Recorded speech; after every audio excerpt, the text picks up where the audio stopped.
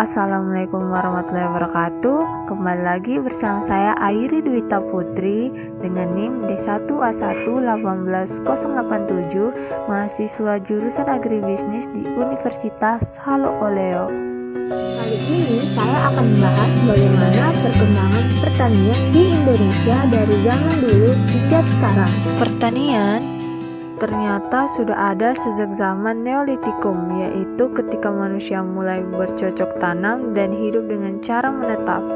Kemudian membuka ladang-ladang baru dan mulai menanam berbagai jenis tanaman lain.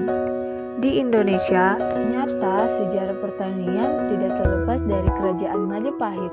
Lokasinya yang berada di aliran sungai membuat penduduk di masa Kerajaan Majapahit menggantungkan hidupnya di bidang pertanian. Itu bahwa sejarah pertanian sudah ada sejak zaman kerajaan, yaitu adanya relief di dinding Candi Borobudur, Candi Prambanan yang menggambarkan kegiatan pertanian.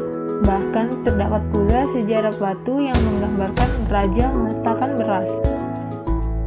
Tahukah kamu, selain beras, komoditas pertanian Indonesia adalah rempah-rempah. Maka tak heran bangsa Eropa begitu menginginkan rempah-rempah khas Nusantara. Bahkan datangnya Belanda ke Indonesia tidak lain dan tidak bukan untuk mengincar rempah-rempah dan melakukan monopoli perdagangan melalui kongsi dagang. Pada masa Orde Lama terjadi sistem tanam paksa, yaitu pada era Hindia Belanda pada tahun 1830 pada masa Gubernur Jenderal Johannes van der Bos mengeluarkan sistem tanam paksa dengan mewajibkan setiap desa menyisihkan sebagian tanahnya atau sebanyak 20% untuk ditanami komoditas ekspor, khususnya kopi, tebu, teh, dan nila.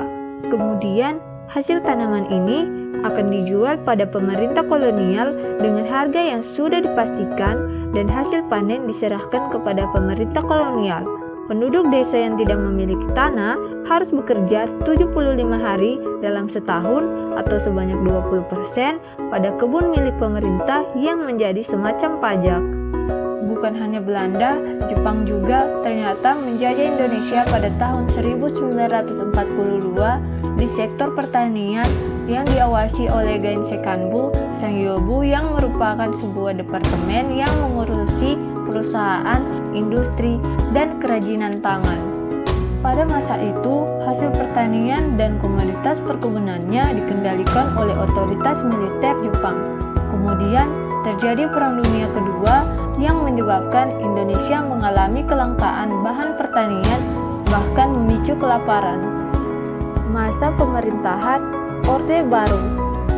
Pada awal masa Orde Baru, pemerintah menerima beban berat dari buruknya perekonomian Orde Lama pada tahun 1966 sampai 1968. Merupakan tahun untuk rehabilitasi ekonomi. Pemerintah Orde Baru berusaha keras untuk menurunkan inflasi dan menstabilisasikan harga. Sejak tahun 1969, Indonesia dapat memulai membentuk rancangan pembangunan yang disebut Repelita. Repelita 1 mulai dilaksanakan sejak tanggal 1 April 1969 hingga 31 Maret 1974. Repelita 1 ini merupakan landasan awal dari pembangunan pertanian di Orde Baru. Tujuan yang ingin dicapai adalah pertumbuhan ekonomi sebanyak 5% per tahun dengan sasaran yang diutamakan adalah cukup pangan, cukup sandang, perbaikan prasarana, terutama untuk menunjang pertanian. Repelita 2 dimulai sejak dilaksanakannya pada tanggal 1 April 1974 hingga 31 Maret 1979. Target pertumbuhan ekonomi adalah sebesar 7,5% per tahun. Prioritas utamanya adalah sektor pertanian yang merupakan dasar untuk memenuhi kebutuhan pangan dalam negeri dan merupakan dasar pertumbuhannya industri yang mengelola bahan mentah menjadi bahan baku.